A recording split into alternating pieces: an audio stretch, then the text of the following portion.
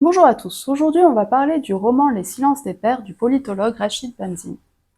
Je vous rappelle que je viens de sortir un magazine littéraire dont la thématique du premier numéro est la rentrée littéraire justement, avec tout ce qu'il peut y avoir comme enjeu économique. Par exemple, on va faire une enquête sur les émissions prescriptrices comme La Grande Librairie ou comme avant elle, Apostrophe, le business model des grands noms de l'auto-édition, et on va voir que ça cache parfois des choses pas très reluisantes. Vous avez une version PDF à 4,90 € et une version papier à 14,90 €. Vous retrouvez le lien dans la barre de description. Je vous remercie, bon visionnage, et voilà.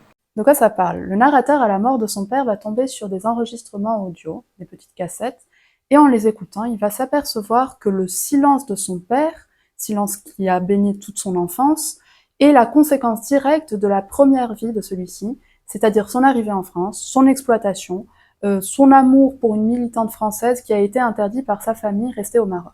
Ce que j'en ai pensé. Alors, je l'ai lu il y a quelques jours, là je suis dans deux gros romans. D'un côté, Stupeur de Zerouia Chalev et L'étoile du matin de Karl Knausgaard. Et je m'aperçois que je l'ai déjà oublié, qu'il ne me reste plus rien de ce roman. Il n'y a rien, que ce soit dans le style ou dans l'intrigue qui est très convenue, qui ait retenu mon attention ou qui soit suffisamment intéressant ou jamais vu pour que ça me reste quelques jours après lecture. Okay, c'est encore une fois une écriture très journalistique, c'est-à-dire que on dépasse rarement le simple enchaînement de faits et leurs conséquences.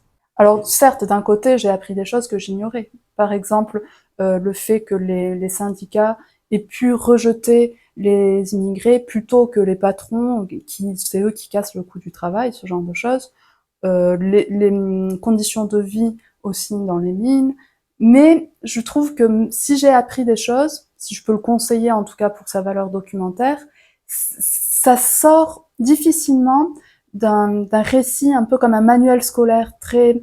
Euh, à aucun moment, en fait, il ne prend le temps, je sais que je dis souvent ça, il ne prend le temps, mais c'est la vérité. Très peu d'auteurs, j'ai remarqué, prennent vraiment le temps d'essayer de faire vraiment appel à, au sens, à la sensorialité, vraiment à essayer de bâtir sa scène comme un tableau. Et donc là, par exemple, à aucun moment on ne sent le goût du ciment, on entend l'alarme dans les mines, on ne sent l'ascenseur par exemple qui descend dans les mines. Est-ce qu'il y a un ascenseur d'ailleurs qui descend dans les mines? Comment ils vont dans les mines? Quels outils ils utilisent? Plein de petits détails en fait qui donnent chair au récit. Et là, c'est ce qui manque. C'est en fait de ce côté, de cet aspect-là, c'est aussi parce que la forme du récit est une forme qui est assez redondante, c'est-à-dire que le jeune homme va partir à la recherche d'une personne qui a connu son père, et de cette rencontre va découler des révélations, et après suit l'écoute d'une cassette, et en fait c'est un récit très balisé comme ça, mais qui empêche toute sortie de route, un peu toute sortie. Enfin, en fait, j'ai l'impression qu'il s'est fait un plan et qu'il est resté exactement dans ce plan-là, quoi. Et par ailleurs, je trouve que la peinture du père, si elle est intéressante au début, ou avec ce silence qui plombe un peu toute la famille, bah, devient vite hagiographique. C'est-à-dire que le père, dans toutes les situations qui sont décrites dans le livre par les personnages, c'est tout le temps celui qui va être là dans l'apaisement, ça va être celui qui va être le réconciliateur, ça va être celui qui est doux. Par exemple, il y a une scène qui m'a fait marrer, c'est dans la cité, sa fille se fait insulter par des mecs parce qu'elle est habillée en jupe ou quelque chose comme ça. Et c'est lui qui va aller la prendre dans ses bras, lui qui va être dans le réconfort. Et en fait, je me dis, ça va un peu à l'opposé d'une vision un peu patriarcale de la société où le père, en fait, est ici la solution à tous les maux, à tous les problèmes.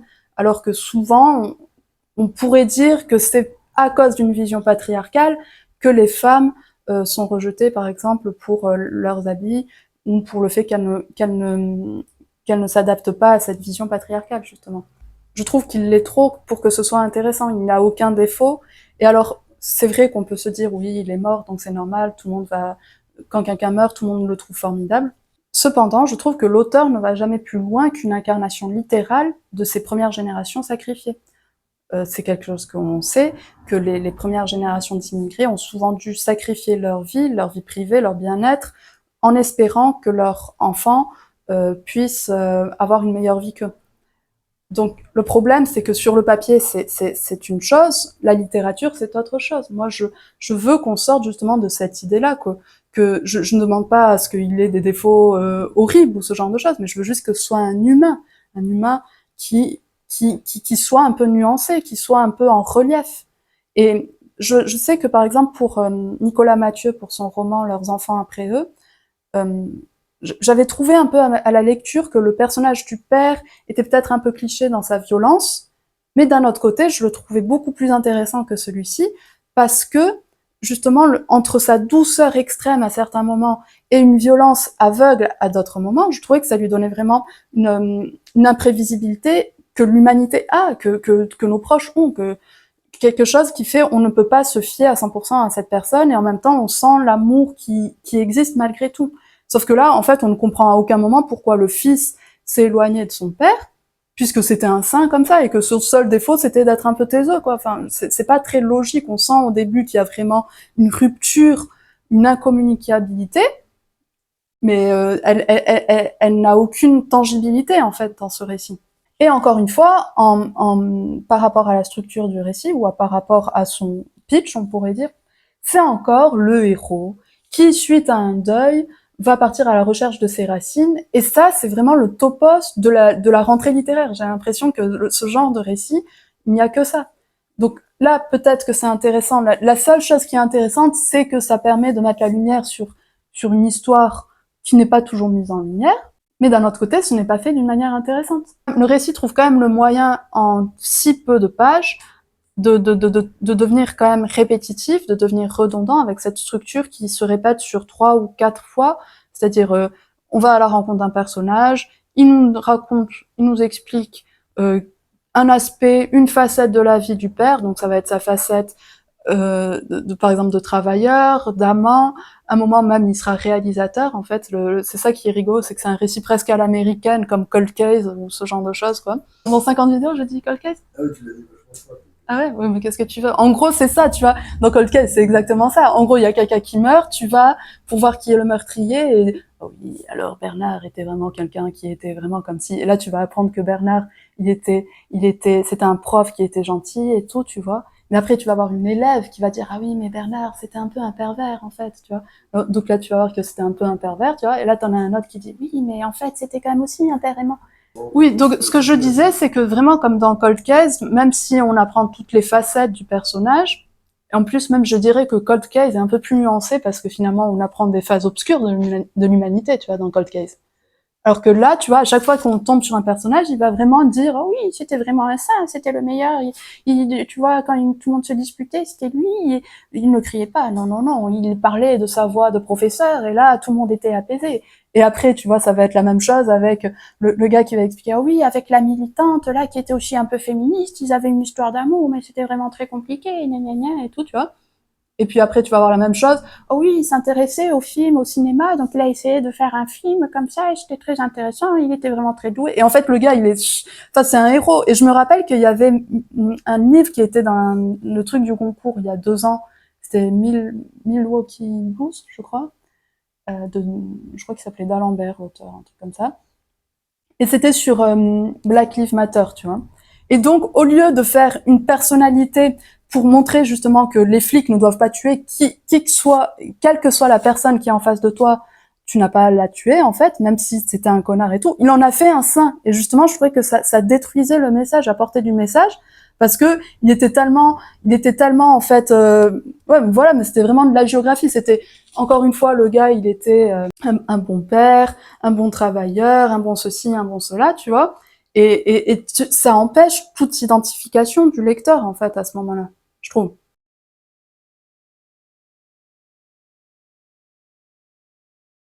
Et là, c'est exactement la même chose, c'est-à-dire que à force de vouloir, enfin, je ne sais pas si ça part de quelque chose d'autobiographique pour ce roman et que peut-être que c'est vraiment du père de l'auteur dont il s'agirait et que donc il manquerait de recul par rapport à cette figure-là. J'en sais rien, je suis pas sûre, franchement, c'est juste une supposition, mais ça manque un peu de soufre, quoi, ça manque d'un peu de, je sais pas moi, et donc la personnalité du père, non seulement elle tient sur un timbre-poste, mais en plus il trouve le moyen de la contredire. Par exemple, au début, il prend sur lui, il ne raconte pas à sa famille à quel point les conditions de travail, de vie sont difficiles, mais assez vite, en fait, comme c'est le seul moyen pour l'auteur de faire avancer l'histoire, il commence à leur raconter vraiment sa vie, et ça n'a aucune logique, en fait, avec le personnage, toute sa vie qui restait un taiseux comme ça. Et en plus, je trouvais que d'ailleurs les parties où il parle à son père sont assez artificielles. Je trouve que c'est censé être une partie audio et elle est trop écrite, elle est trop euh, littérarisée en fait pour être vraiment crédible, quoi. Et donc le côté réconciliateur du roman entre plusieurs générations, ben pour moi ça passe à côté du sujet. Parce que la littérature, ce n'est pas... En fait, je trouve que l'auteur est vraiment dans une vision hollywoodienne. En fait, j'avais vraiment l'impression, comme je dis, que c'était Cold Case ou autre chose, de voir à la fin, tu vois le fantôme qui passe du père et tu es heureux et tu te sens apaisé et tu sens que maintenant ils sont réconciliés, ce genre de choses. Sauf que dans la vie, c'est pas ça et ça aurait été beaucoup plus intéressant de montrer justement comment, malgré le sacrifice d'une génération, l'autre génération la comprend peut-être, mais ne peut accepter en fait la manière dont le père s'est conduit toute sa vie avec lui. Ne peut en fait que la littérature sert à montrer des nœuds qui sont inextricables dans la vie, ne sert pas à essayer de les démêler à tout prix, à expliquer, c'est pas un truc de consolation, de réparation, de pardon, forcément. Voilà l'incommunicabilité entre les personnages, et toi, lecteur, débrouille-toi avec ça. C'est un constat que ça devrait être. Ça ne devrait pas chercher à tout prix à réparer. Et là, je me répète. En tout cas, voilà, c'est pas un roman que je vous recommande à part pour la valeur documentaire du récit, mais je pense qu'on peut trouver des choses, des documentaires peut-être, qui seraient peut-être encore plus précis finalement. Là, je suis en train de lire, donc comme je vous ai dit, 2 livres qui m'enchantent beaucoup plus. Donc je vous en parle bientôt. Je vous remercie de m'avoir regardé et je vous dis à très bientôt.